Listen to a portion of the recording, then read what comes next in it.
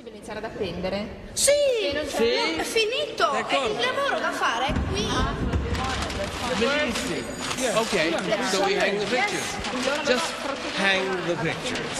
Hang them and put plastic over them. To be an artist, to be a photographer, you have to nurture the things that most people discard. You have to keep them alive in order to tap them.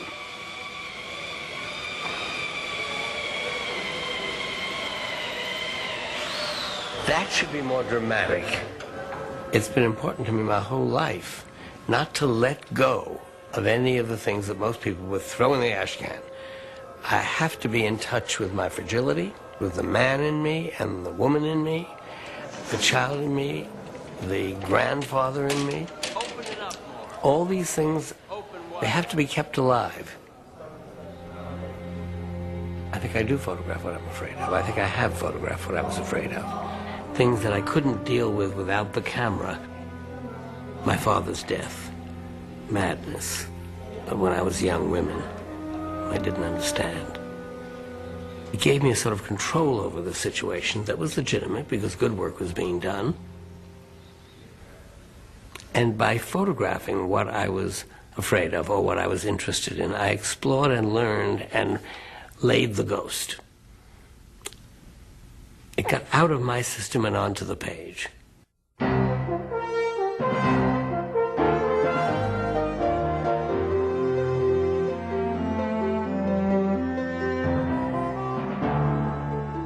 Major funding for this program was provided by American Express, celebrating the world of creativity through American masters.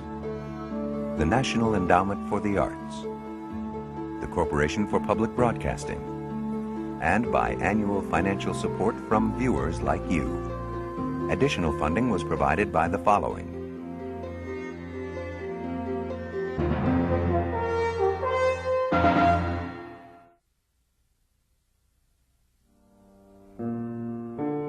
Images are fast replacing words as our primary language. They define our ideas of beauty, truth, and history. In our age, the photographer, not the philosopher, is king. By the 1950s, Richard Avedon emerged as fashion photography's brightest star.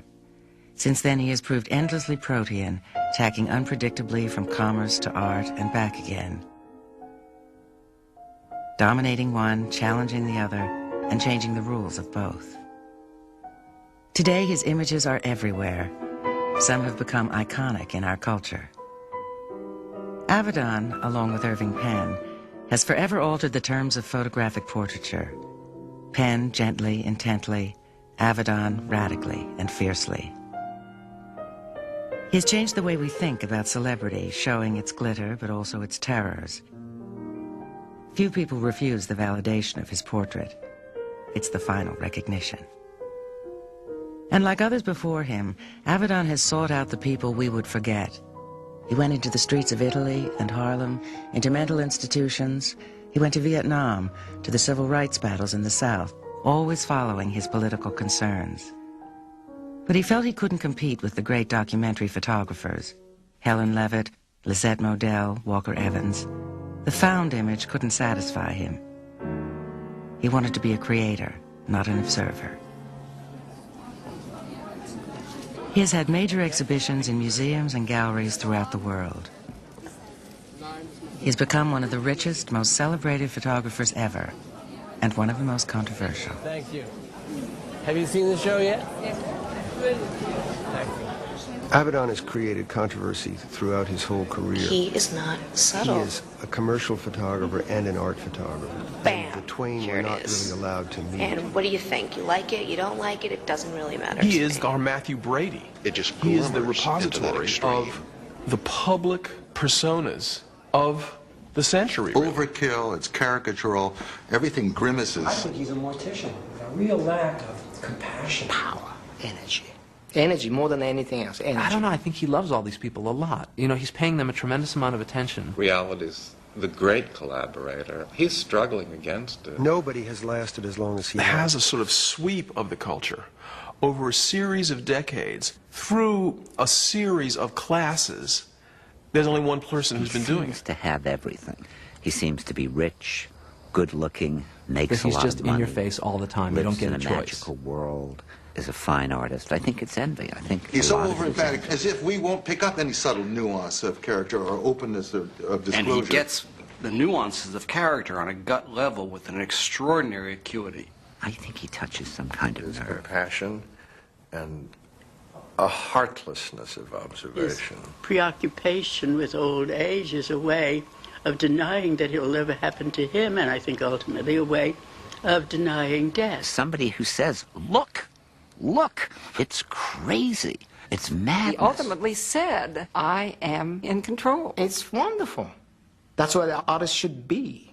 He should prevail. I think those pictures will live for hundreds and hundreds and hundreds and hundreds of years.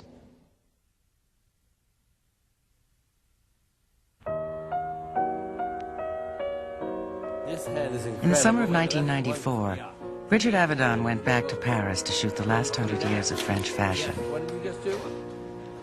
Fashion is one of the richest expressions of human desires, ambitions, needs, frailty, insecurity, security. Yes, beautiful. What we wear is an indication of our sense of ourselves. It's a gift. Fashion has been in all art history. Look at the Velasquez, look at the Goyas, look what they're wearing in the Whistlers. And what they're wearing is fashion. It's just staggering, Stephanie. Yeah, oh my God. I mean, that's In many ways, Paris is where it all began for Avedon. It was 1946. World War II was just over when he arrived. We'd just come out of a terrible, the worst time. Darkest dark that had ever been. Evilest evil that it ever had. And here were these pictures in the city of lying, you know, all of these people for whom the war was over, way over, never happened, gone, not talking about it. Harper's Bazaar and Vogue eagerly took part in the first post-war stirrings in French couture. Covering the new collections was the gifted young photographer, Richard Avedon. I was so young. I didn't know anything. I hadn't been anywhere. And was thrust forward by the editors of Harper's Bazaar. There was a mandate from Carmel Snow to help the French economy by bringing back the glamour of pre-war Paris. I was beside myself. I was in love with Doe. She was my model. You know, they made a movie called Funny Face, which had nothing to do with us, but a little bit about what happened. I remember riding in from the airport, and the taxi cabs in those days had open-top roofs. They were sort of square, and we'd buy a bottle of champagne in the airport and stand up all the way waiting to see the Eiffel Tower, drinking the champagne from the bottle, and there was no sleeping. You worked around the clock, and then you went out dancing. And then, of course, I worried. So after the dancing was over, I'd walk all night, worrying about the next pictures. There was the joy of discovery of everything French. No one had ever seen anything like Avedon's pictures before. The streets seemed to burst off the page. Their vitality had tremendous shock value. In the 30s and 40s, fashion photography had been dominated by giants like Hoyningen Hunet, Cecil Beaton, Horst P. Horst, whose formal poses embodied the Art Deco tradition. He changed the whole mood of fashion photography. Before him, every model posed. She became a statue. Whereas Dick, as I said, he participated. He was in the picture. And the way he moved with his Rolleiflex was as though he was dancing with you. And you would react, of course. I wasn't without influence. The only fashion pictures that interested me were the fashion photographs of Martin Lucaci.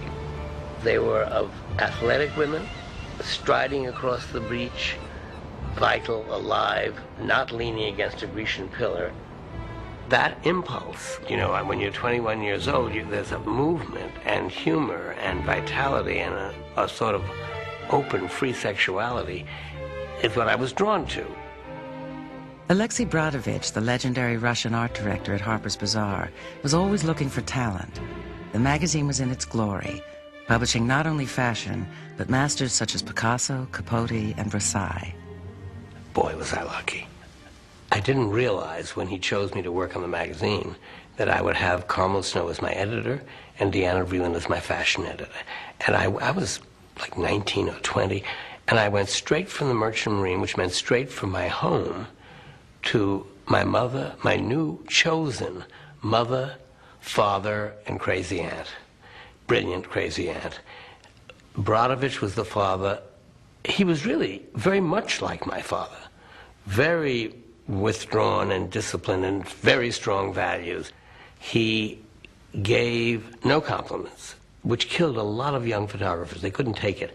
I didn't believe compliments. I never believed compliments, and to this day. So I responded to the kind of toughness, plus the aristocracy of mind and the standards. And then there was Carmel Snow. So the humanity came from Carmel Snow. She would say, at pictures I had done of Katharine Hepburn, and I had the one I loved, and she said, but Dick, that's a better picture, but look at what's in her eyes in this one. And right away, the graphics faded, the impact faded, and I saw the human quality, and that was what I got from Carmel, who taught me through gossip. Then there was Deanna Vreeland, the eccentric, the crazy aunt in the family who just exploded with imagination. Instead of saying, do this, we need that in the issue, she'd tell an anecdote. For example, I went to Egypt with Dovima, and she sent me a memo that said, Dick, before you plan these pictures, just think about Cleopatra. Think about those hot nights. She's walking on the roof. Everybody is so old. And she's this young, beautiful girl pacing that roof. She just sort of threw your way of thinking because of her erudition and because of her imagination and her, again, the addiction to perfection of those three people. And that's why those pictures hold. There were other earlier influences. Avedon grew up in a family that knew about fashion. He was born in 1923 in Manhattan, where his father owned a woman's clothing store on Fifth Avenue. His mother encouraged his love of theater and ideas. She was his artistic muse. His sister taught him the poetry and pain of fashion. Louise was, in a sense, my first model. Louise was my little sister, and her beauty was the event in the house. We all photographed Louise. Her shyness was never examined. My mother used to say, Louise, with skin like that and with eyes like that, you don't have to open your mouth. It's devastating, I guess. I'm not in the prediction business, and I can't say even now that this was the cause, but she pulled away from the world and withdrew. Spent the latter part of her life in a mental institution.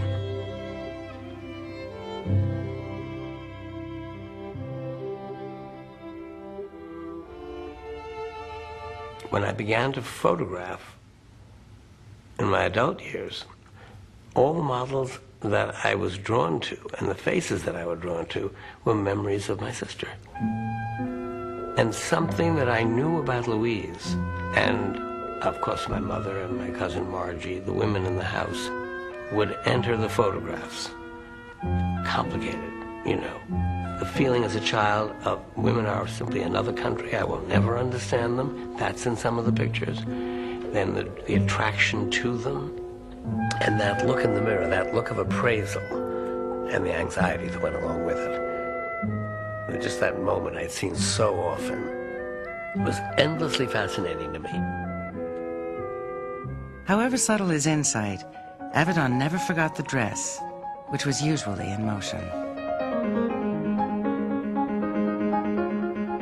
Late one night in a circus in Paris, Avedon captured movement, flowing fabric, and myth in one of photography's enduring images.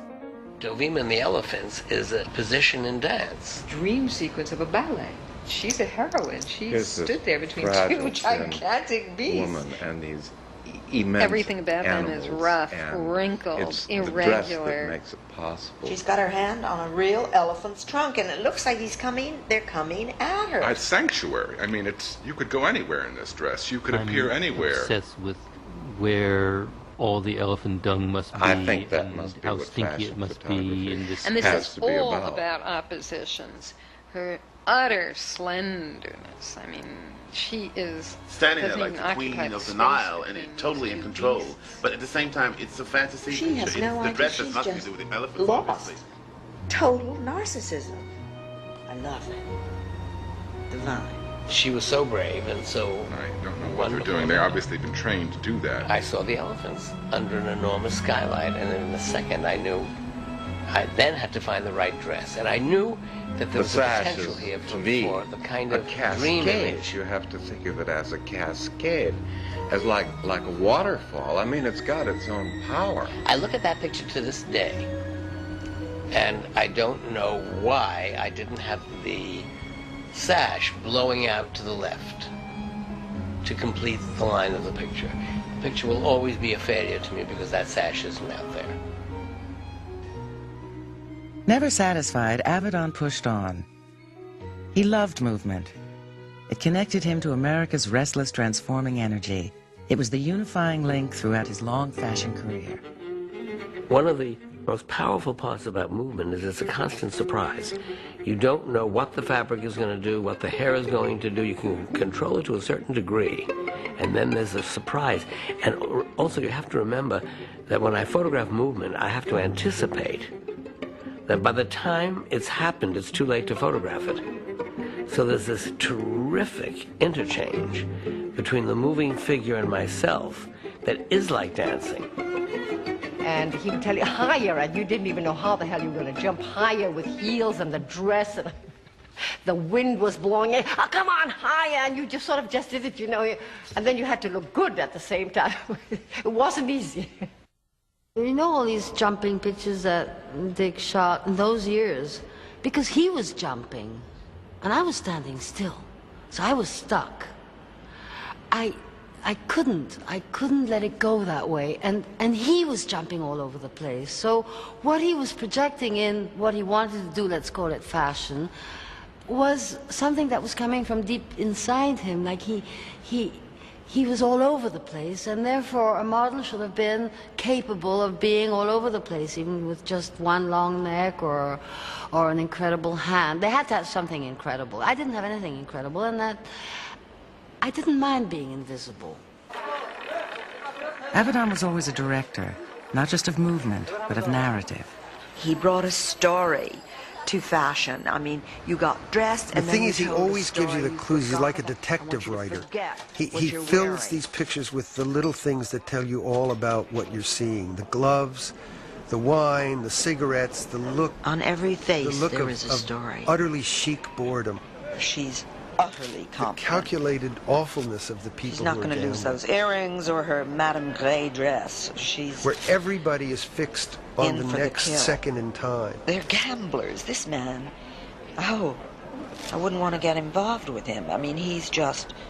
He sees stories wherever he goes, and he creates them when they're not there. I think her husband's just left her. It's as simple as that. In fact, what's really driving it, in my personal view, is this deeper, far more profound, genuine interest in the people he's seeking out, and in the stories they have to tell, and in the life experience they have.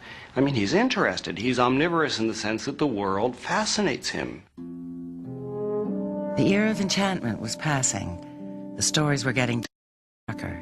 Whiffs of Antonioni's films, alienation, sexual ambiguity, the loss of privacy, the obsession with celebrity. While filming Cleopatra in Rome in 1962, Richard Burton and Elizabeth Taylor made love on and off the set. The whole world watched. In Paris, Richard Avedon staged a fashion shoot with Mike Nichols and Susie Parker. He was making his own satiric comment, and it nearly spun out of control.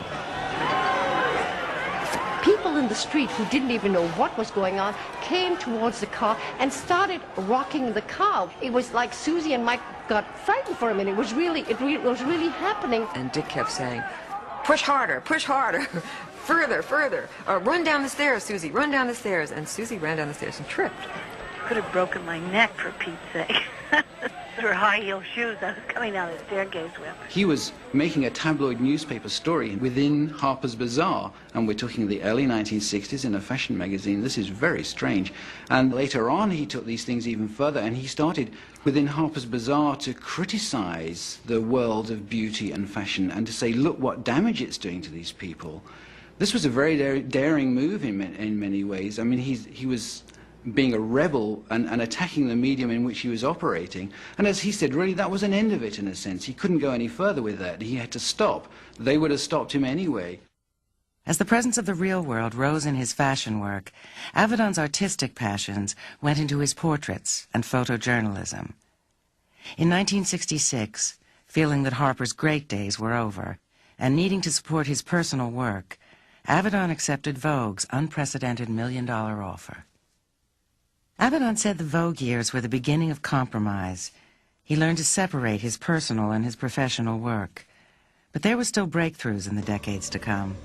The 60s saved him with his wild exotica. There were new frontiers of beauty in the 70s. Nastasia Kinski was a little zeitgeist bomb for the 80s. She said, I love snakes. I mean, you take that snake in your hands, Polly. You can't imagine what it feels like. And I said, well, should we do a picture of a snake? Should we get a snake? I think, sure, let's ask Dick.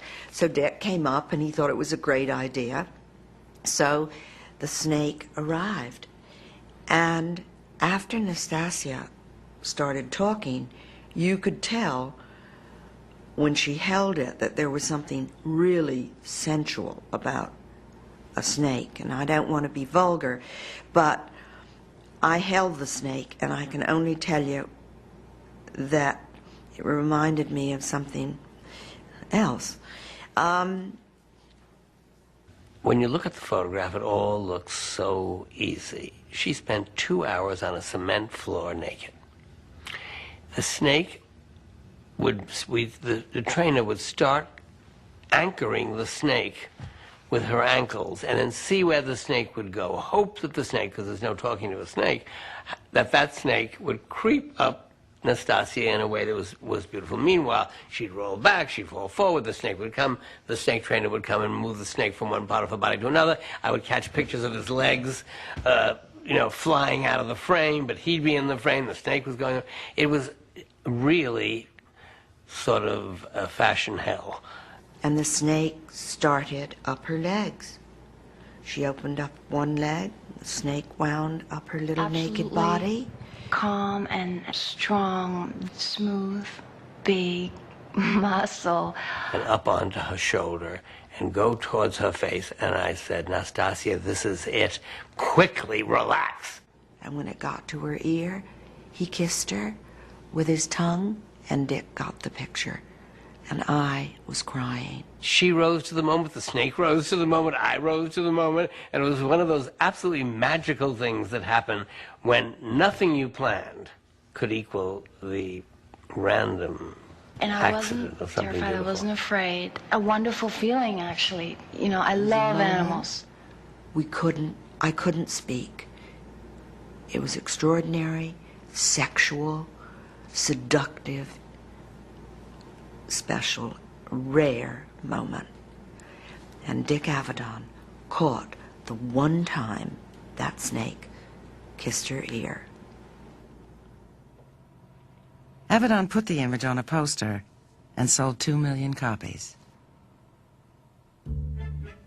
I think there will be no way to write the history of fashion photography without Avedon. I think we have an essential need for this. He's tarred with a brush of fashion. To embellish He's oneself. just a fashion photographer. Some of his best work has been done in that area. He's such a great fashion photographer because there's no conflict in those and pictures. I wish that he would accept that Glamorous as hell. pride. The danger here is that you become the costume. Art has to deal with issues a little more profound than this year's hemline, or what perfume they're wearing, or what kind of style they're wearing. Hollywood, American, Richard Avedon glamour. Fashion is silliness made sacred. Mannequins in His those photographs made me want to move to New York. And yet really matters to us all. I mean, this sounds so silly, but it's a dream about everything being one. What's so moving about fashion is that it dies so young. It has no real afterlife or maturity. When he left Vogue in 1988, he did not leave fashion, but as he has said, his interest had faded. He was still everywhere at once, at the Berlin Wall when it fell, on assignment for Egoiste, the French avant-garde magazine, leading the Versace campaigns, and breaking ground at the New Yorker as its first staff photographer.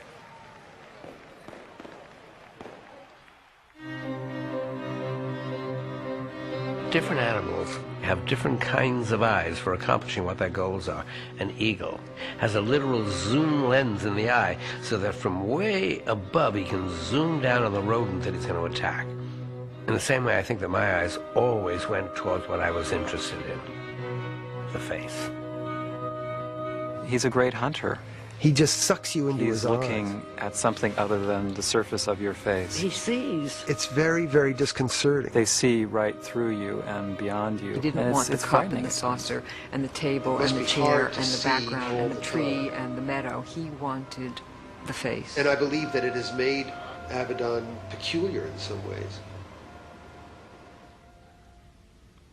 I think I'm some kind of a reader, some kind of a...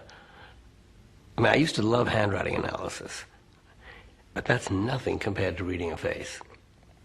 I think if I had decided to go into the fortune-telling business, or whatever you call it, I probably would have been very good.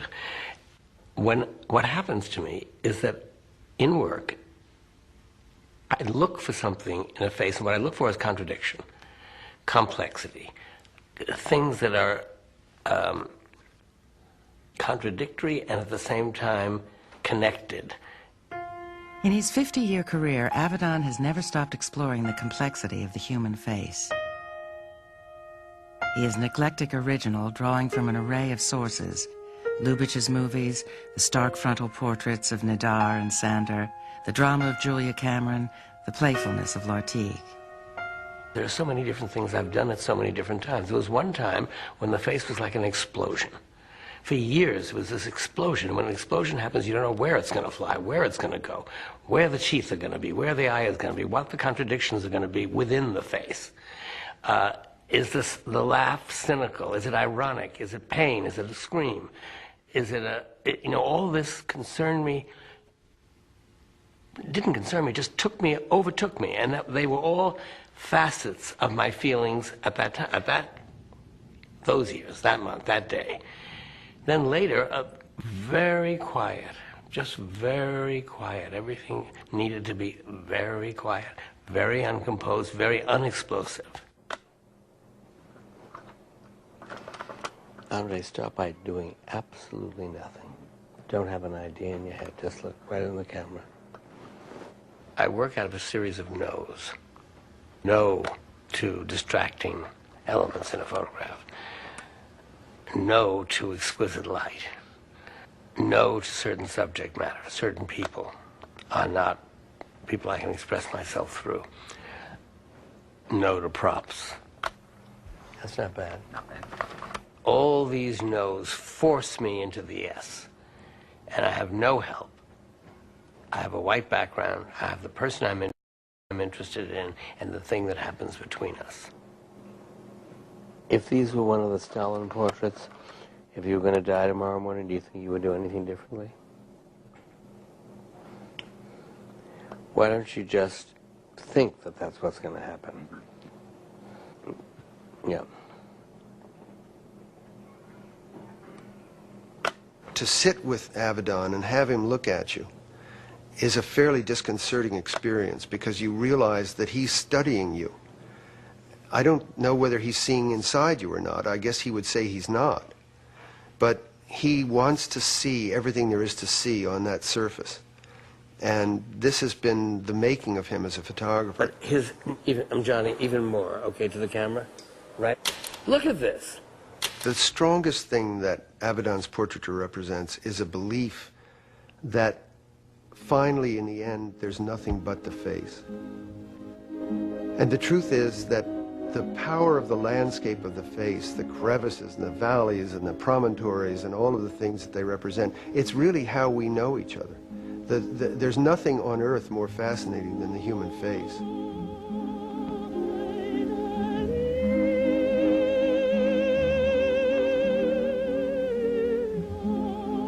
I think my being an autograph collector was a profound part of my childhood, and I had no idea of how eccentric it was and how important a role it played in who I became.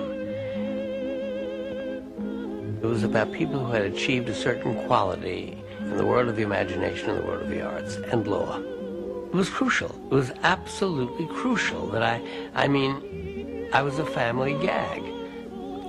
It was my way at the beginning of saying, I want to get out of this apartment, out of this family, out of this world, and this is the world I want to join. I want to be one of those people. So it started by getting their autographs. Then I started to photograph performers, actors, people who performed their emotions. Dick's drawn to performance and to the performing self. His portraits of the clowns are sublime. They're probably the best and most poetic records of these cavorting hybrids that our century has. He understands the poignance of clowns, the sadness of them, the stoicism of them, the resignation. I've just been handed contact sheets of my father that I've never seen before, that my father considered the best photograph of him. It's odd that he should have that picture on. I can't do it. Sorry. It's very emotional. Sorry.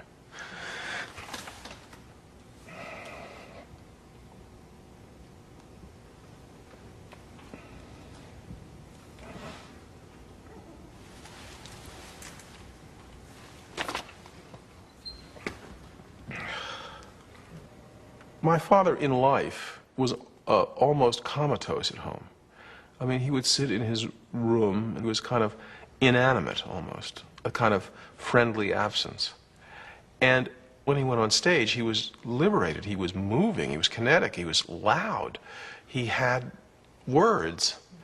And when Avedon photographed Dad, he started by photographing him as a sort of natty civilian.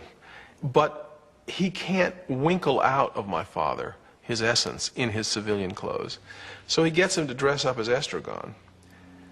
And suddenly, in a role, liberates what we, as his family, knew was the essential self, which was this grieving, terrified, furious, funny being. And what he was going for from the first shot was a kind of anatomy of grief. Looking at it, trying to figure it out.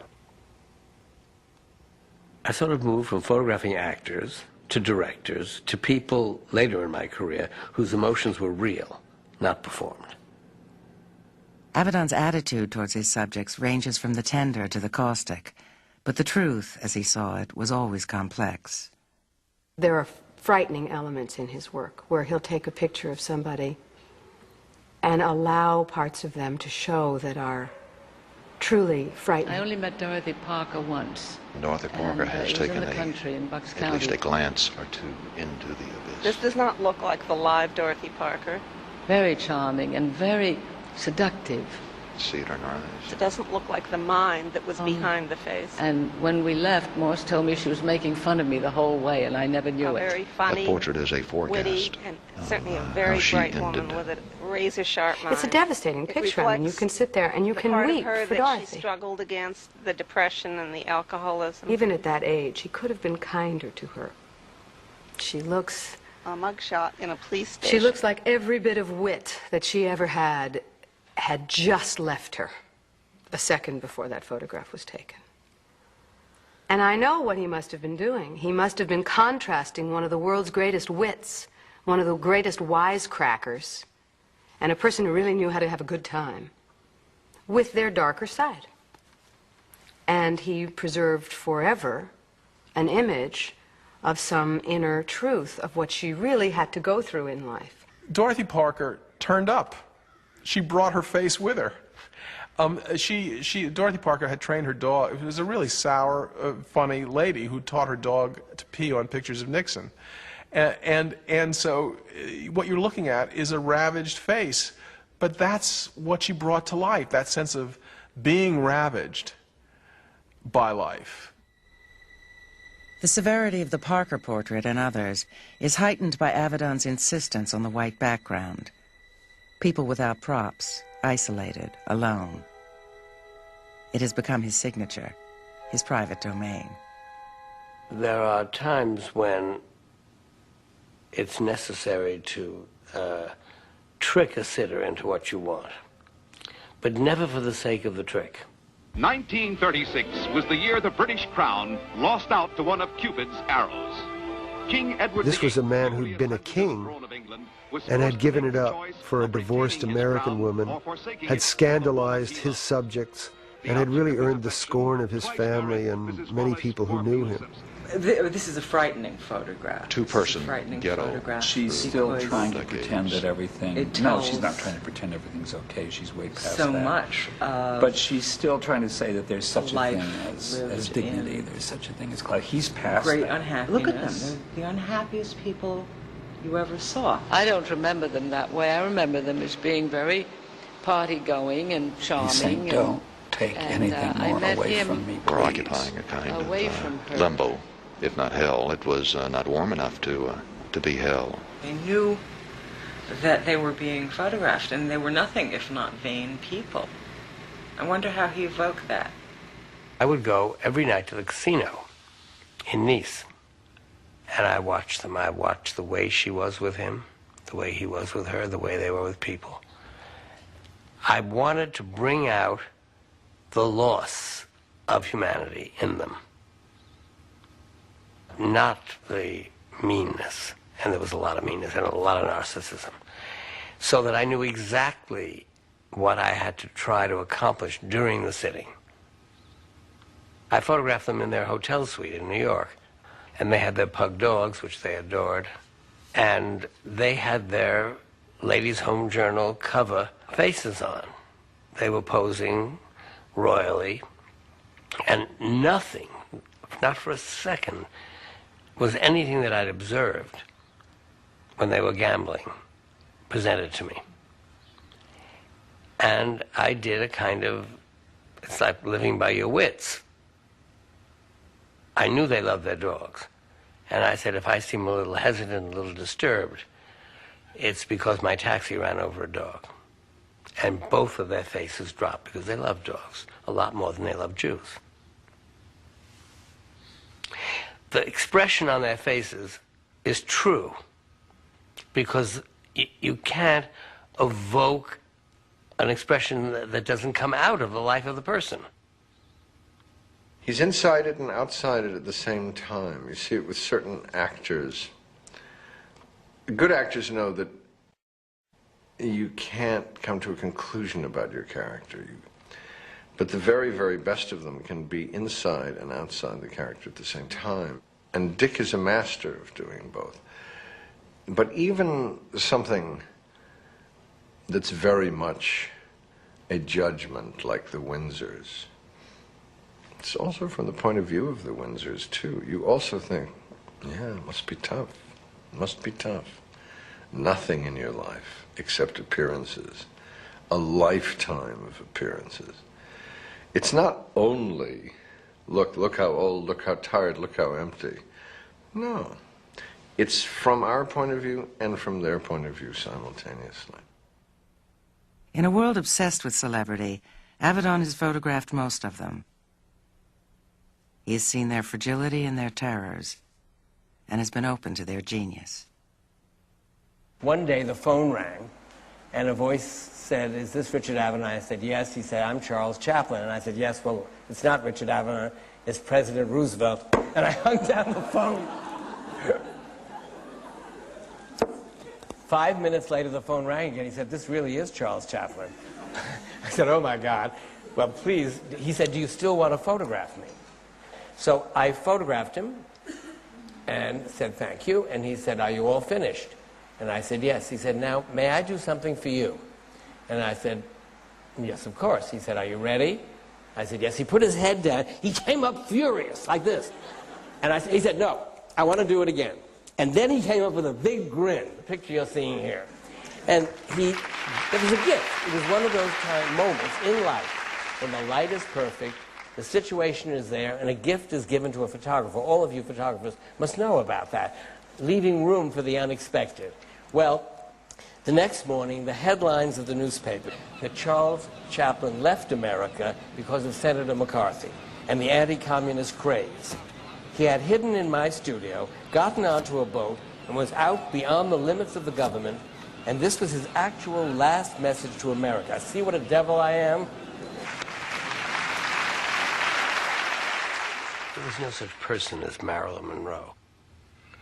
Marilyn Monroe was an invention of hers, a genius invention that she created like an author creates a character.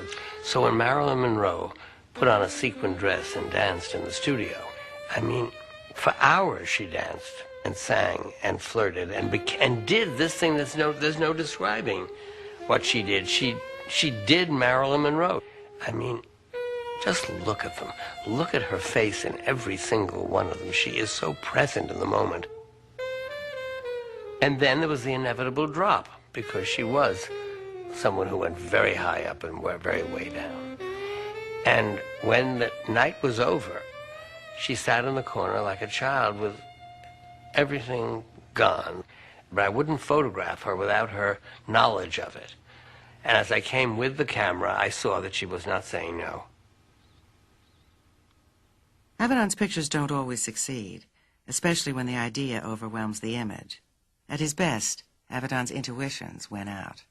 The most peculiar thing I could think of is to be shot with cards flying all around in double exposure. So I wound up writing a note to him saying, Dear Mr. Avedon, I'm a longtime admirer of yours and I welcome this session, but my entire career I've kept away from, I think I called it the prototypical iconography of my art.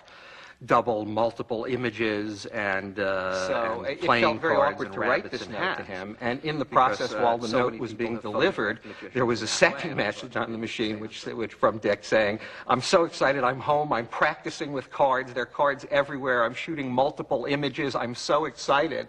You know, literally the same moment that this note is being delivered before this, the last communique from him is that he wants to shoot me much like he shot this recent photograph of Al Sharpton, with many multiple images. Now, I don't know how to say this delicately. I guess the best thing to say is it is not my favorite photograph of Dick Avedon's, with these many, many shapes and images and eyes of Al Sharpton heaped together as this double image. So now I'm really, he goes behind the camera, and I'm now flinging cards into the air, and he's winding up to do double exposures. This whole thing seems very odd. And I guess you'd now think this is the end of the story, but I remember the next day there was a call again from Dick saying, "I'm very excited, everything went tremendously.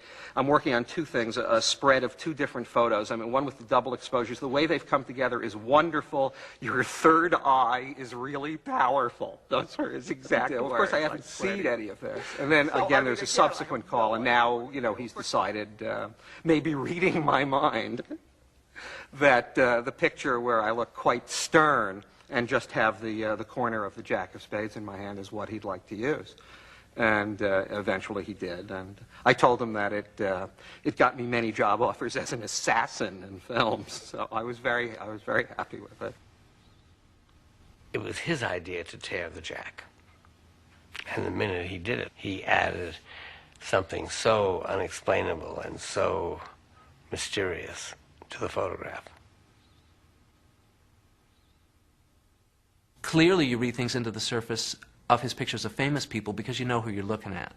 But you also, the fact that he's photographed so many people that aren't famous, so many people that are in fact nobodies, and you read a lot into those, kind of gives these people the dignity that they deserve and allows you to see more into them. I think ultimately what you see more into, though, is inside his head. It's like reverse photography. It's like the light's coming out of his brain through his eyeballs and he's shining it on the people. And what he's photographing It's never not a self-portrait. And what you're seeing with ever-increasing crystal clarity is Dick. You're just seeing him. It strikes me that Avedon is looking through the camera, looking at other people, trying to find the truth about them as a way of composing an image of himself. There's something of a quest here, of a search. These are fragments of his own face.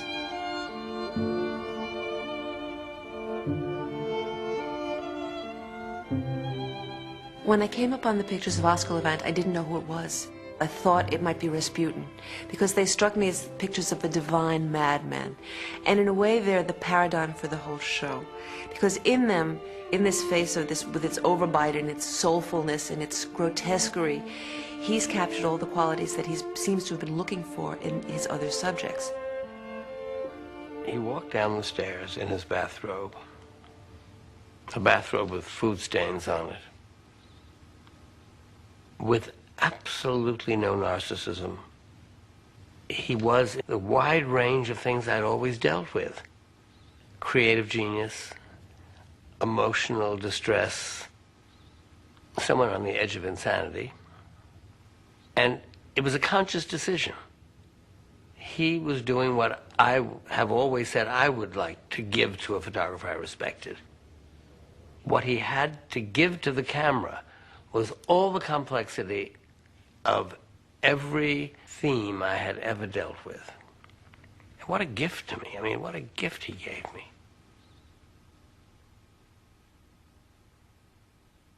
Avedon's subjects are not always willing to submit to his ideas, especially when they consider themselves visionaries in their own right, and the sitting can become a battle of wills. Dennison was a ravenous woman, greedy for life, greedy for experience, and in a more down-to-earth way, greedy for food. She was an anorexic. She starved herself. She said she wanted to be the thinnest person in the universe. Avedon catches the greed. He catches the ravenousness in her. She thought the picture was cruel. She thought it was ungallant. She thought it was unforgivable, even though she might have, since she had such a respect for the truth, seen its justice. Who has control of the sitting, the subject or the photographer? And what Avedon makes clear in his portraits of masters is that he is the one in control.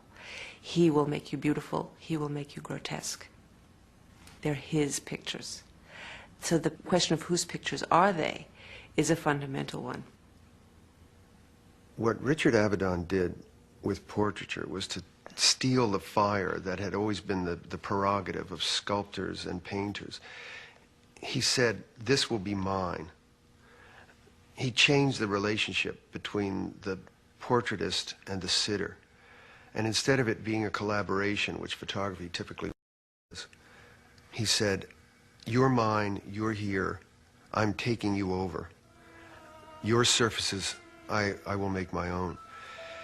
And that was an enormous leap for photography, because it said, yes, photography's real, yes, it's true, but it's also a work of art, and it can be malleable as clay.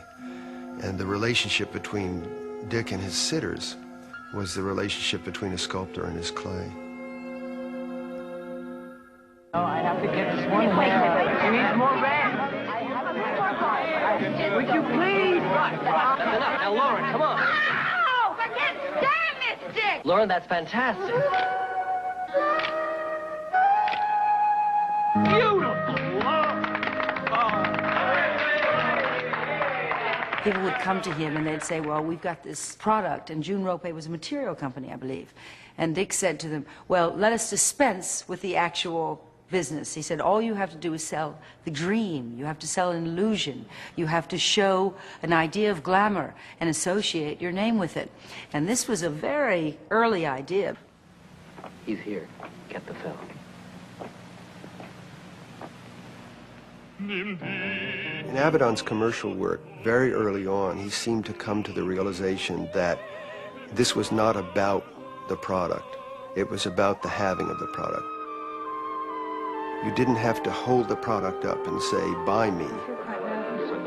You held up the person, or you held up the situation, or you held up the little playlet that he would create. I'm not sure I can do it. Sure you can. Trust me. And say, buy this feeling. You make me so happy.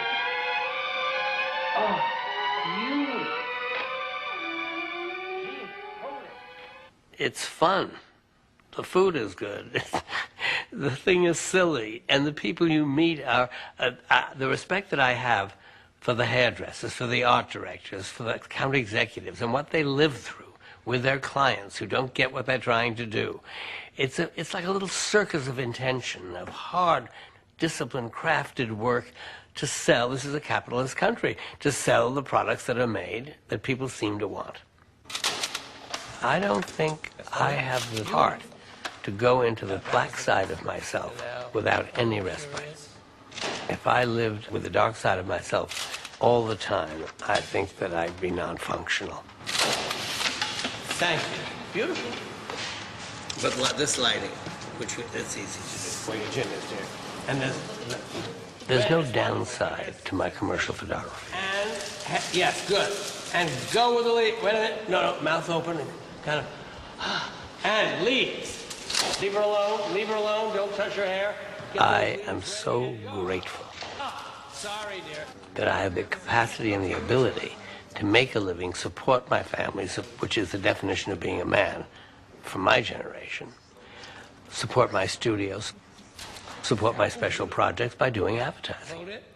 The Pirelli calendar, or a Versace campaign, or in the old days, covers of Vogue. It is a sort of holiday. I dread to think what became of her. That haunting, exquisite creature. A note of music. A thoughtless word from anyone. These things are very complicated, very structured. You have to tell your story, a full story in 30 seconds. That's like a haiku. That's like the most complicated form of poetry. Between love and madness lies obsession. Coco's coming. Was that a Roman electress? You don't mean to Coco. In the Coco commercial, in which a girl named Coco has gone to the opera, she trips, but her pocketbook, her Chanel bag, flies open. The perfume flips. She has to make a decision. Does she go for the perfume or does she go for the man? She's in full air, falling at the moment that this goes through her mind. She chooses the perfume, makes a football leap, catches the perfume, lands at the bottom of the stairs. The place is now empty except for the one man who's at the top of the stairs, who looks down and says the last line, which I've forgotten. I'd give anything for another whiff of Coco. Avedon was the first person to come into photography as a fashion photographer, as a commercial photographer, and then, in a sense, declare himself an artist. And that was not well received. And he declared himself an artist quite vociferously. He didn't get all shy about it and say, "Oh, please accept me." He said, "Here I am, get out of the way." And it goes on till this day. People excoriate him for his ego and for his own self-aggrandizement or self-selling. And if he hadn't done that, we might still not know about him. He wouldn't be getting the museum shows because that wasn't something that people would have come to him to ask him to do. The nature of the photographic world was just simply too tense and too boundaried for that sort of thing. In 1994, Avedon's pictures of his dying father went on exhibition in Cologne. These harrowing portraits were originally shown in 1974 in New York City's Museum of Modern Art, the most influential force in contemporary photography. That exhibit was a long-awaited recognition from the art establishment. For Avedon, remembering his father is complicated. There was little that drew the young Richard to the embittered, remote head of the family. His emotional connection was to his vivid, theatrical mother. There are no childhood photographs of Avedon with his father. His pictures of fathers with children are filled with longing, fantasies of moments that never happened. The photographs of my father, the making of those photographs, had nothing to do with the art of photography. It had to do with my way of trying to reach him, trying to let him know who I was, because everything about the two of us was on his terms. I went into business with him. I listened to, I knew him very well. I knew what he suffered as a child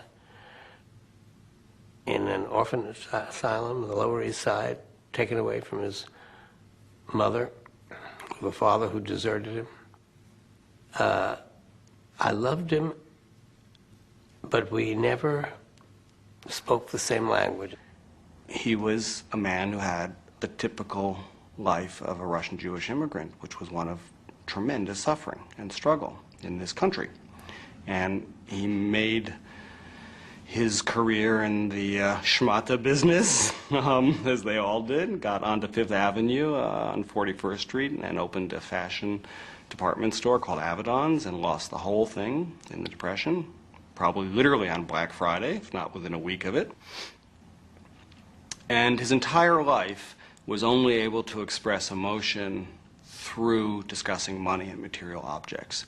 He felt the early pictures were unflattering and terrible photographs. And I thought, I've got to write to him so that he can't dismiss it or not hear it.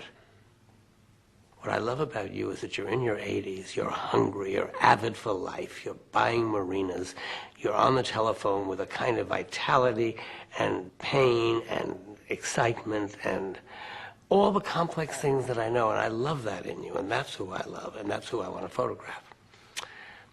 He never answered, but when he died, in his closet, in his coat jacket that he wore all the time, was that letter. So the photographs that he took of him in the last stages of cancer, as he was attacked by one critic for, obviously reflect his anger and bitterness towards his father for the neglect that his father showed him as he was growing up. But I also think that's too simple. They also show a great deal of tenderness because they reflect the man's suffering at the end of his life. I don't know what those photographs mean. I was in analysis at the time, on and off, and it occurred to me years later that maybe photographing him was an act of hostility. Shooting, killing him with my camera, watching him die with my camera. And I said to the analyst,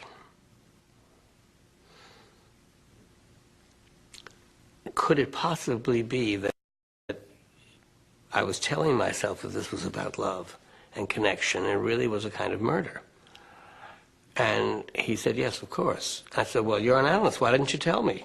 Isn't that your job? And he said, I never interfere with the creative process unless damage is being done. No damage was being done, and fine photography was the result. But when I saw the photographs, I was upset by them because I felt it was an invasion of privacy. And that, of course, is the very essence of being a photographer. It's an invasive, in many ways, art form. It's just strange to me that anyone would ever think that a work of art shouldn't be disturbing or shouldn't be invasive. I mean, that's the property of a work of art. That's the arena of a work of art. It's to disturb. It's to make you think. It's to make you feel.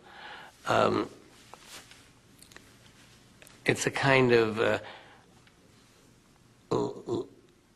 I mean, if my work didn't disturb from time to time, it would be a failure in my own eyes. It's meant to disturb in a positive way.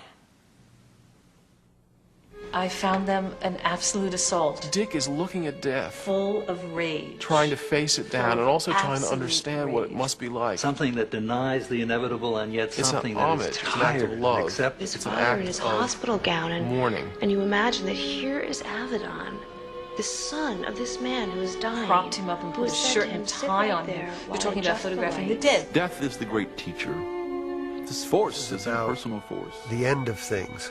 And people turning into just pure energy and disappearing. I see terror here, awaiting execution. He's honoring him. He's somebody he loved. Incredibly moving. Makes me feel that he had disrespect for his father. One is brought into the sanctuary of something holy. My son, why hast thou forsaken me? They are about everybody's dialogue with their mother and their father until the end of their life.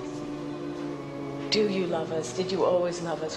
What is it all about? Can you give me any last piece of advice before you go on your way? And didn't I get it right at all? Tell me something. The body is there, but it's already beginning to disappear. And what we're seeing is a person literally becoming light.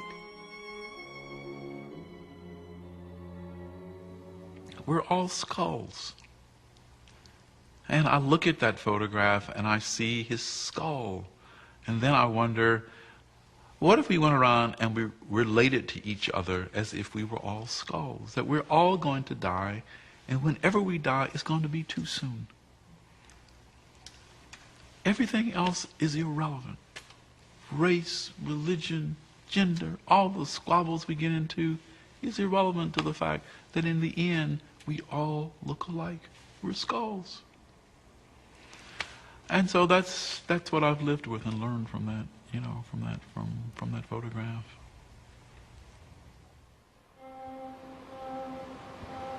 I think my best work as a body of work is in the American West. I did the Western pictures when I was about 60. And I think that being 60 is very different from being 30 and 40 and 50. You begin to get a sense of your own mortality. I think my aging, the sort of stepping into the last big chapters, was embedded in this body of work. There's a deeper connection to those people who were strangers because of my condition at that time. In 1974, Avedon fell dangerously ill with an inflammation of the heart. He refused to stop working. A second attack was life-threatening. He went out west to recuperate and discovered his next major project. It took him 5 years, a sweeping chronicle of a part of America he had never photographed before. Drifters, loners, ordinary working people. Critics loved it or hated it. He was praised for his tough, unrelenting vision, and at the same time was charged with exploiting his subjects and falsifying the West. The book was called In the American West, which really set off an enormous hostile response to the book. What was an East Coast successful photographer doing, photographing working class people in the West? Was this really the West? And what was he doing?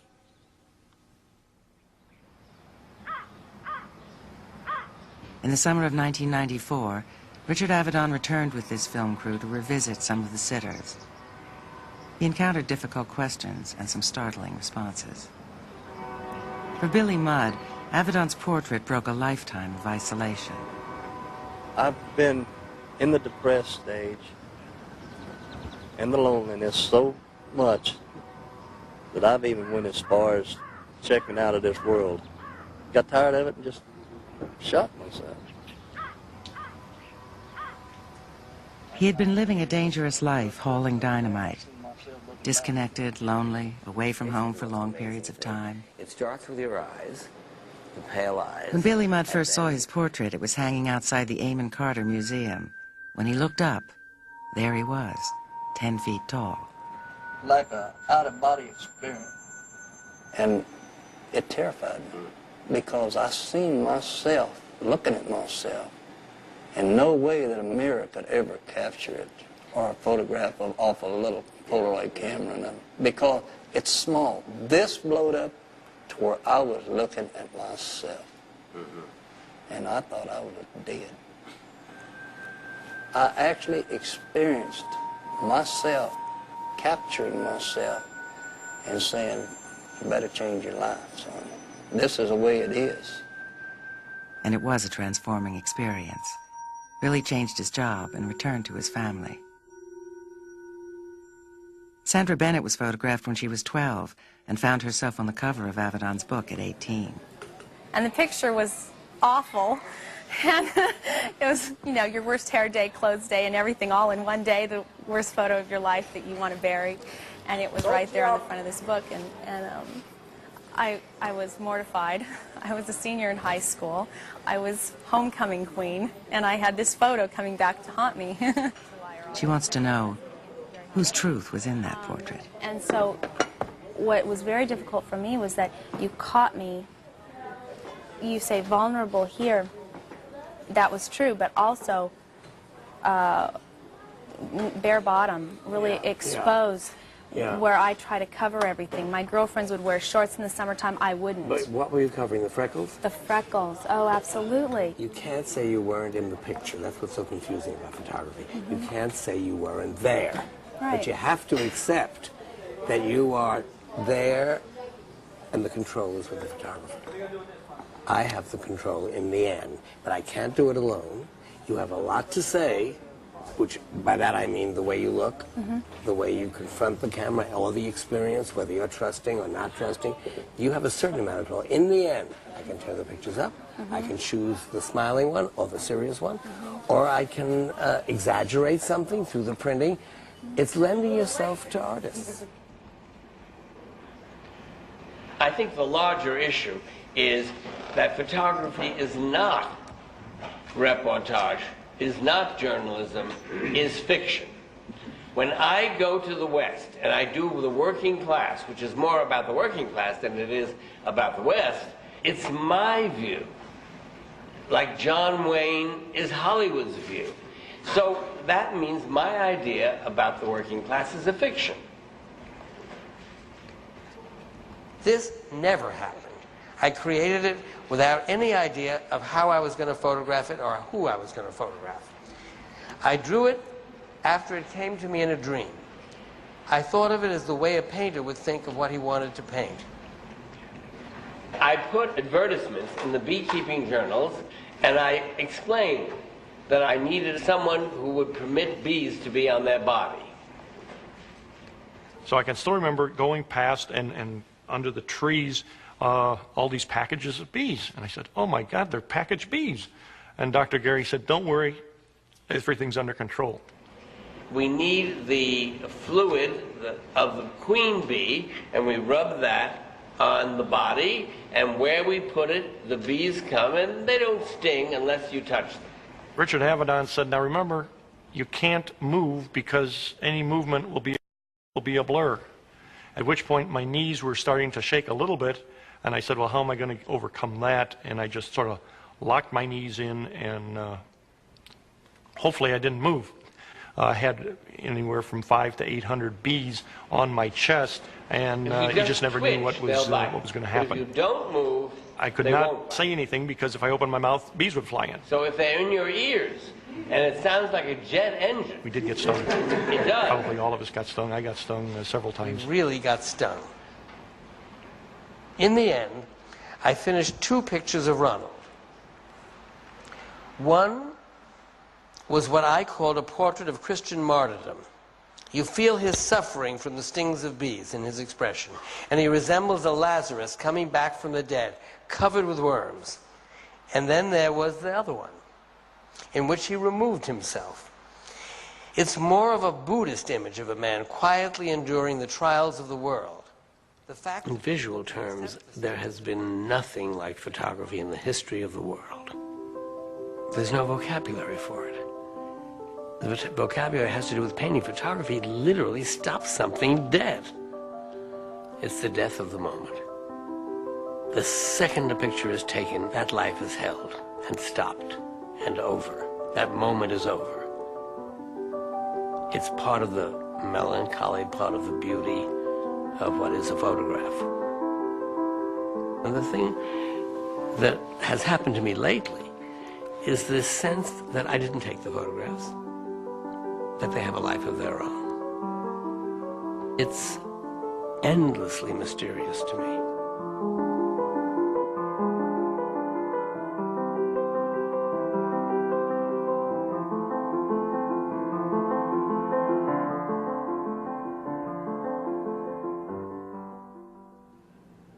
Since I was a child, the rooms I've been in have been an extension of myself. My rage, my joy, my enthusiasms, everything that means something to me in the end ends up in the room that I'm in. It's a much more intense room and comforting because the intensity seems to get out of me and onto the walls. These are things given to me, things found, friends. That's my son, John. Oh, this is Evie and I, the year we met before we were married. There's so much in that picture, so much love. Then I have packages that I've never opened, and they're expressly for the purpose of not opening them. I asked the person who sent them to me to put something in that I could read in a moment of real distress. If I was planning to die, I would like to open this as a message from someone I loved.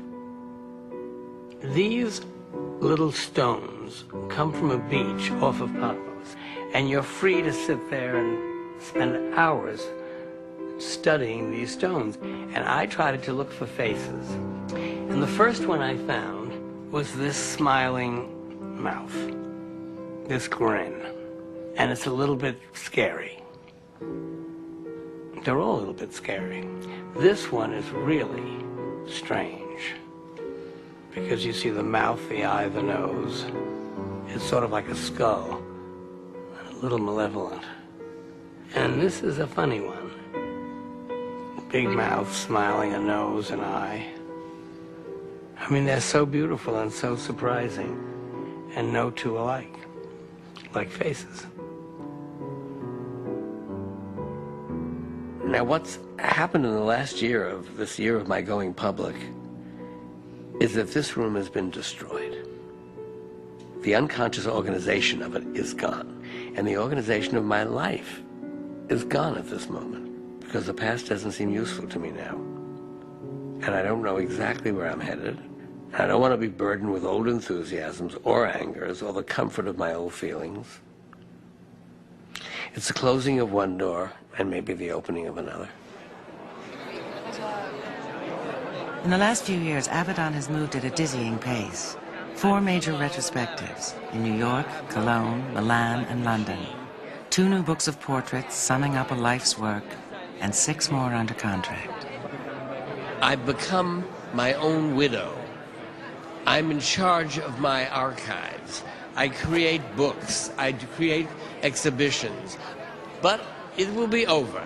And when it's over, then I'll read and rest and begin to be a photographer again, I hope. My God, in the question of being an older man with passion, is Matisse, because when one would have thought he had done everything, he got into bed and he recreated color and did the most beautiful work of his life and most modern work of his life. If I can be reborn for the few years that are left to me, it would make me very happy. And if not, I'll either really go with full force or I'll stop. Montauk is Avedon's summer home in Long Island. He built it for his grandchildren, for time with his son, to relax with friends, and for periods of rest, which he rarely takes. One of the great joys in life is watching light. To spend an afternoon in Montauk and watch the light move and the light change and a cloud cross the sun. The lessons to be learned about light by just observing. I think it's something about madness, rage, and energy that connects us. I mean, there's something other than love of good food, love of apples. Women, yes, love beautiful. of apples. That's true. Yeah. You could become an apple farmer. You don't have to do any more photographing. We have so many apples that you don't know what to do with them. Sell them. Sell them or kill them? Take the chickens. Become a farmer. Become a gentleman farmer. I don't know about you. I don't have many men friends that I can talk to about everything, where there's no macho competition going on, although we certainly are competing. I mean, I want your Uncle Vanya to be a success tomorrow. On the other hand, only if my book. Ravaged with jealousy. No, I'm not. But I just don't want you to be more successful than I am. Believe me, I won't be. You will. You're onto something absolutely wonderful. We live in a world of images. First of all, images have replaced language, have replaced reading. The responsibility to your role in history, in whatever's going to happen to human beings, you are the new writers. And we can no longer be sloppy about what we do with a camera. Undoubtedly resentful. You have this weapon in your hands. It's a camera. And it's going to teach the world, it's going to record the world, it's going to explain to the world and to the children that are coming what this world was like. It's an incredible responsibility. I think he's touched every one of us in a really profound way. You know, when he really responds to something, it's just terrifying. You know, what do you do next? You know, how can you possibly top that? Dick says, get down there, shoot the job, and get it over with, you know, and make it brilliant. It's a totally different method of teaching. We looked together what I did. Some he was very critical, some almost outraged. What are you thinking, do this? I said, I don't know. I said, well, you better know. It's your photograph. Typical. Again, you know, sort of to the point. No, what do you call it, nursing you.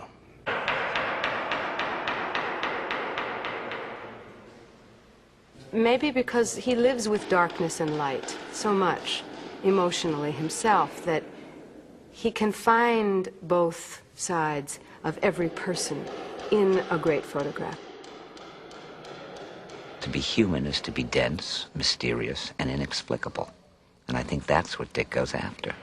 And that's always contradictions. He simply sees reality. That's the way reality is. One of the things that's very gutsy about Dick is he lives his contradiction. He is almost the point of a neurotically flamboyant. One moment, next minute, he's totally opposite. He's a chameleon. He moves and twists and changes the shape, not only color. One day he'll be king of the world, don't bother me, I'm on top, just get out of my face, you know, trying to organize me. I know what I'm doing. And then the next day he'll be saying, you know, that picture just wasn't good enough. It was just ridiculous. I made a mess of this. I overscheduled myself. I need a vacation. And I love that about Dick, that there is a very sort of human quality to his flights of hubris. What you don't know, how dare you say this publicly, Norma? What you don't know is that without Norma, I wouldn't get out of bed in the morning. Yes, you the would. phone rings and she runs the studio. She makes everything work. She's okay. Enough. We all think of him as such a social being. He's so apparently at ease with himself. He's such a wonderful raconteur. He's always looked so wonderful and looked so poised. And yet, if you talk to him about what his deepest terrors are, and what his conception of himself is, he will tell you that he feels he's the most isolated person in the world.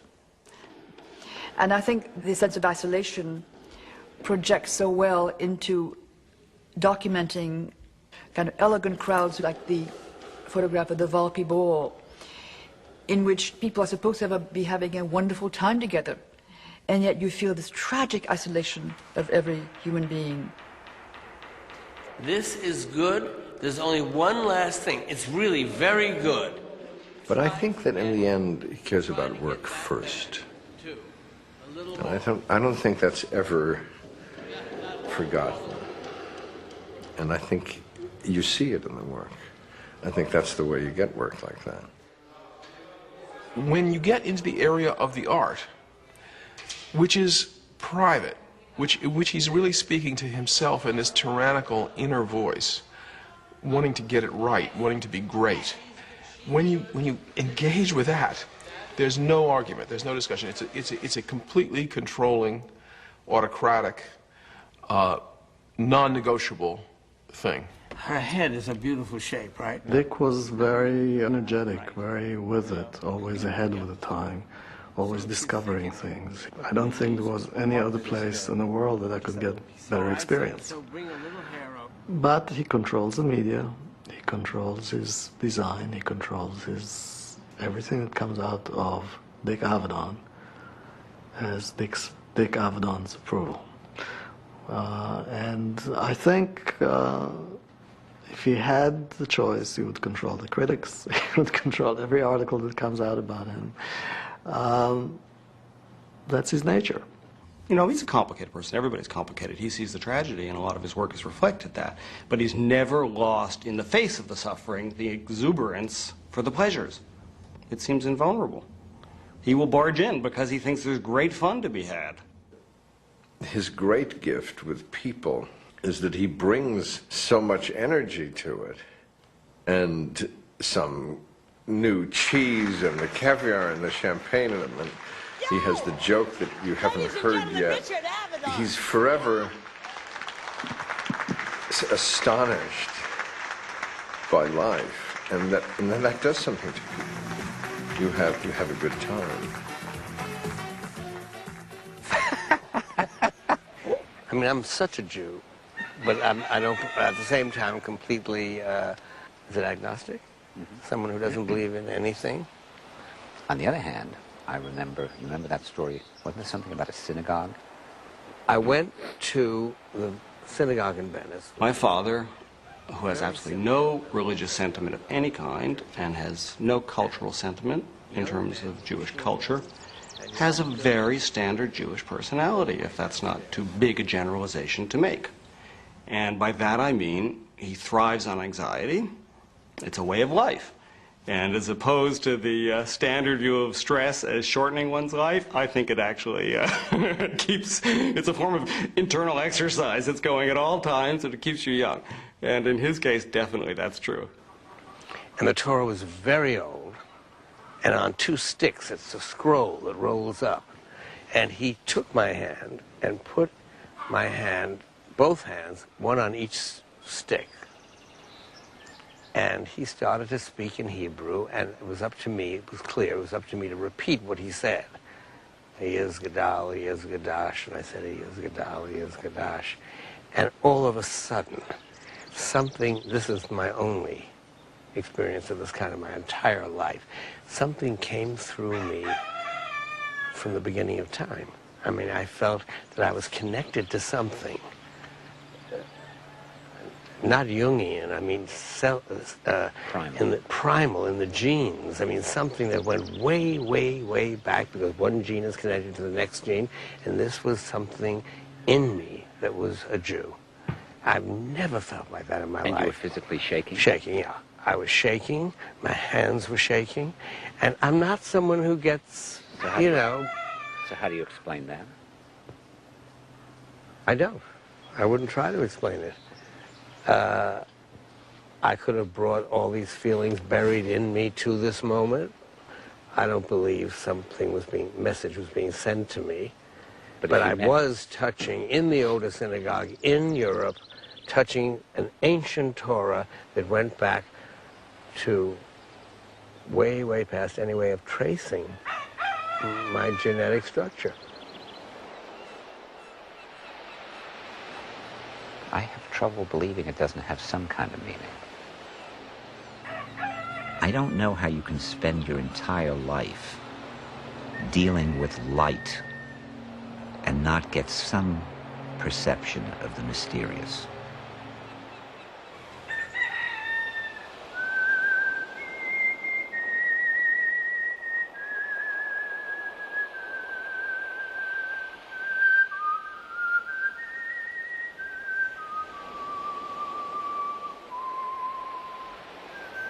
Dick always grapples with whatever concerns him.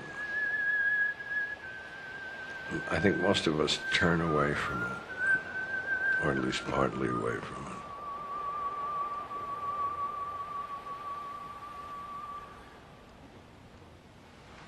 And he always looks it right in the eye. And since a great photograph has, with all its other characteristics, has that one that I was talking about earlier, that it doesn't come to any ultimate conclusion. It never closes the issue. There are always things left open, undecided, not yet dealt with, things for later, things for us to think about. I think that's his essential act, is to walk up to what gives him pause and say, snap. I know where your work's going in the next period. Yeah. Yeah. Yes, you're going to be Are you photographing. going to share this with me? Yes, I will share it with you. Amazing photographs of young monks, young nuns, young mystics. Thank you very much. You're very welcome, my boy. You're very welcome. That'll be enough for today.